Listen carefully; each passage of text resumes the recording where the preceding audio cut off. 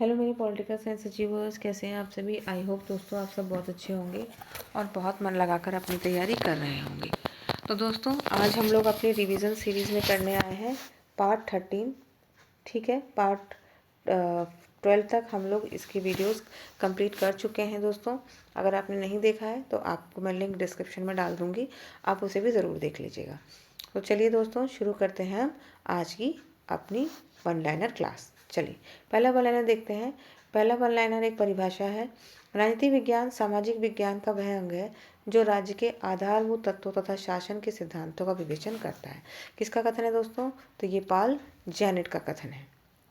अगला है नागरिक शास्त्र नागरिकता का विज्ञान और दर्शन है। विज्ञान और दर्शन किसने कहा है नागरिकता का? तो ये कहा है पुताम बेकर ने। ठीक है, बहुत इंपॉर्टेंट है। अगला है बहुलवाद को भविष्यकालीन भविष्यवाणी किसने कहा है? तो ये कहा है MP फॉलेट ने। ठीक है, अगला देखते हैं व्यवस्थापिका जनता की शिकायतों की समिति का कार्य करती है, ये किसने कहा है? तो ये कहा है KC विहर ने। ठीक है, चलिए आगे बढ़ते हैं। प्रजातांत्रिक समानता एक भयानक प्रपंच है, यह किसका कथन है? तो ये है बर्क महोदय का कथन है। आगे बढ़ते हैं। इतिहास अतीत की राजनीति है, राजनीति वर्तमान का इतिहास है, ये किसका कथन है? तो ये एडवर्ड ऑगस्टस फ्रीमैन का कथन है। ठीक है दोस्तों, और इनकी पुस्तक है the history of Norman conquest of England. ठीक है, इनके नाम के साथ साथ इनकी परिभाषा के साथ साथ आप इनकी बुक का नाम भी याद रखेंगे। ठीक है, आगे बढ़ते हैं हम लोग। वास्तविक कानून उसका आदेश है जिसे दूसरों को आदेश देने का अधिकार प्राप्त नहीं है, तो ये किसका कथन है? ये हॉब्स का कथन है। ठीक है, रूसो कैसे विचारक हैं? रूसो को अधिनायकवादी लोकतंत्री माना है। ठीक है, रूसो को अधिनायकवादी लोकतंत्री माना है, और ये किसने माना है दोस्तों? तो ये माना है जैकब टॉलमैन ने। ठीक है, पूछा जाता है कि रूसो को अधिनायकवादी लोकतंत्री किसने माना है? तो जैकब टॉलमैन ने माना है। The origin of totalitarian democracy 1952, the origin of totalitarian democracy इनकी पुस्तक है।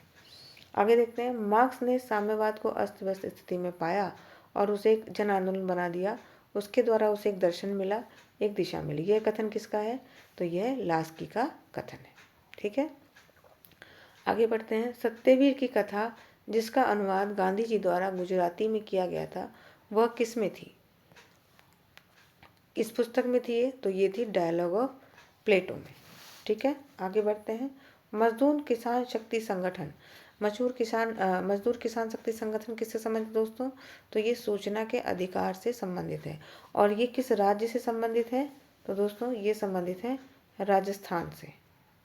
ठीक है, राजस्थान से। ठीक है, चलिए आगे बढ़ते हैं हम लोग। चलिए देखते हैं। पेरिस मैन्युस्क्रिप्ट किससे संबंधित है? विसंबंधन से। दास कैपिटल किससे संबंधित है? अधिशेष मूल्य से। 18th Brumaire of the Louis Bonaparte राज्य की सापेक्षिक स्वायत्तता से संबंधित है। क्रिटिक ऑफ गोथा प्रोग्राम संबंधित है सर्वहारा वर्ग की क्रांति से। और दास कैपिटल और क्रिटिक ऑफ गोथा प्रोग्राम दोनों ही किसकी पुस्तकें हैं? मार्क्स की पुस्तकें हैं।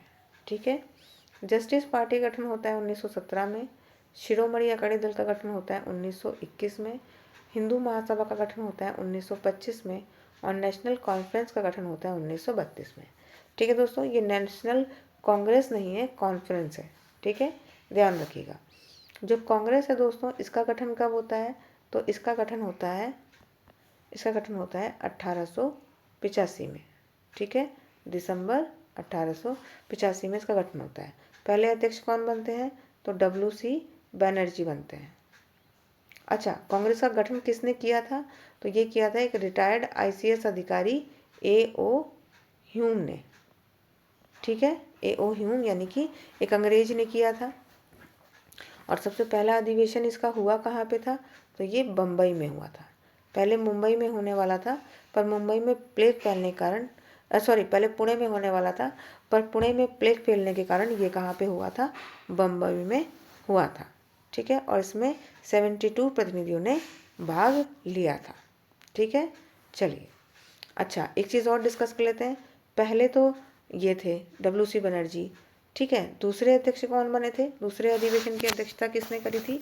तो ये करी थी दादा भाई नेहरू ने। ठीक है। तीसरे अध्यक्ष कौन बने थे? तो ये बने थे बदरुद्दीन तैयब जी। ठीक है। पहले मुस्लिम अध्यक्ष थे। ठीक है। दादा भाई नेहरू जी पहले पारसी अध्यक्ष थे। और चौथे नंबर पे कौन अध्यक्ष बना था? तो ये बना था जॉर्ज यूल। ठीक है। ये क्या थे? ये पहले कह सकते हैं अंग्रेज अध्यक्ष बने थे। ठीक है। इसके बाद एक अध्यक्ष और अंग्रेज बना था। उसके बाद अंग्रेजों का इसका अध्यक्ष बनने और इस संगठन में भाग लेने पर अंग्रेजों ने क्या कर दी थी? रोक लगा दी थी। ठीक है। चलिए आगे बढ़ते हैं, देखते हैं अगला। 2 या 2 से अधिक राज्यों के लिए एक साझा उच्च न्यायालय की व्यवस्था की गई है आर्टिकल 231 में। ठीक है। कतिपय मामलों का उच्च न्यायालय का हस्तांतरण किया जाता है आर्टिकल 228 में। ठीक है। जिला न्यायालयों की नियुक्ति किसमें का प्रावधान किसमें है? आर्टिकल 233 में। इम्पॉर्टेंट है, याद रखेंगे। उच्च न्यायालयों के प्रशासनिक व्यय की बात की गई है आर्टिकल 229 में। ठीक है। चलिए आगे बढ़ते हैं हम लोग। अगला देखते हैं वन लाइनर। मानवीय संबंधों के उस स्थायी रूप को राजनीतिक व्यवस्था कहेंगे जिसमें महत्वपूर्ण अंगों में शक्ति, शासन अथवा सत्ता अंतर्ग्रस्त होती है। ठीक है। यह कथन किसका है दोस्तों? तो ये कथन है रॉबर्ट डहल का, और इन्होंने लोकतंत्र के बहुलवादी सिद्धांत का प्रतिपादन किया है। बहुत ही इंपॉर्टेंट है, इन्होंने लोकतंत्र के बहुलवादी सिद्धांत का प्रतिपादन किया है। ठीक है। इनकी कुछ पुस्तकें देख लेते हैं। पहली है हु गवर्न्स 1961 में लिखी थी। On democracy 1988, democracy and it's critics 1989। ये तीनों ही किताबें कैसी हैं? इम्पॉर्टेंट है दोस्तों, याद रखेंगे। आगे बढ़ते हैं और देखते हैं अगला। संविदा सिद्धांत को घटिया इतिहास, घटिया दर्शन और घटिया विधि किसने कहा है? तो ये कहा है सर हेनरी मैन ने। ठीक है। सर हेनरी मैन ने कहा है। अगला है निरंतर जागरूकता स्वतंत्रता का मूल्य है। बहुत ही इंपॉर्टेंट और बार बार पूछी गई डेफिनेशन है। किसकी है ये? लॉर्ड एक्टन की है। ठीक है। निरंतर जागरूकता और स्वतंत्रता का मूल्य है। ठीक है। तो ये लॉर्ड एक्टन का कथन है। ठीक है। आज की वीडियो का हम आखिरी वन लाइनर देख लेते हैं। लास्ट वन लाइनर है, लिखित व अलिखित संविधानों में केवल मात्रा का भेद है, प्रकार का नहीं। ये किसने कहा है दोस्तों? तो ये कहा है गार्डनर ने। ठीक है। तो चलिए दोस्तों, अगर आपको वीडियो पसंद आ रही हो तो इसे लाइक, शेयर और सब्सक्राइब कीजिएगा। अपने दोस्तों के साथ भी इसे शेयर कीजिएगा दोस्तों। अगर आपको वीडियो पसंद आ रही हो तो इसे लाइक आप कर सकते हैं। ठीक है। और आप अपना मन लगाकर पढ़ाई करते रहिए। मैं आपसे मिलूंगी अगले वीडियो में। तब तक आप खूब मन लगाकर अपनी पढ़ाई कीजिए। नमस्कार दोस्तों।